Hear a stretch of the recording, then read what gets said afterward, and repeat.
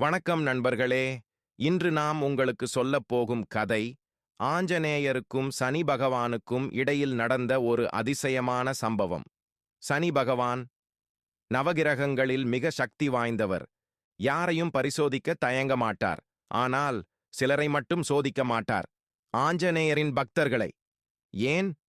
இதற்கு பின்னால் ஒரு சுவாரஸ்யமான கதை உள்ளது. ஆஞ்சநேயர் வாயு பகவானின் மகன். அவர் பிறந்தபோதே அபாரமான பலத்துடன் இருந்தார். ஒருமுறை குழந்தை ஆஞ்சநேயர் சூரியனை ஒரு பழம் என நினைத்து பறிக்க சென்றார். இதனால் இந்திரன் கோபமாகி தனது வஜ்ராயுதத்தால் அவரை தாக்கினார். இதனால் வாயு பகவான் அதிர்ச்சி அடைந்தார். உலகமே நிலை குலைந்தது.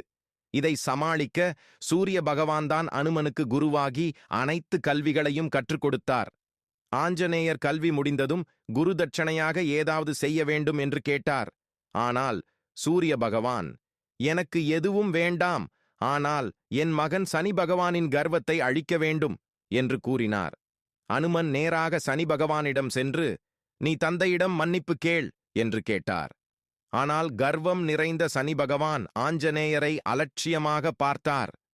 சனி பகவான் கோபமடைந்து ஆஞ்சநேயரை தண்டிக்க முயன்றார். அவர் அனுமனின் தோளில் ஏறி அமர்ந்து தன் சக்தியால் அழுத்தினார். ஆனால் ஆச்சரியம், ஆஞ்சநேயருக்கு எதுவும் ஆகவில்லை. மாறாக அவர் தன் உருவத்தை பெரிதாக்க ஆரம்பித்தார். சனி பகவான் வலியில் சிக்கிக் கொண்டார். எந்த சக்தியாலும் அவரை விடுவிக்க முடியவில்லை.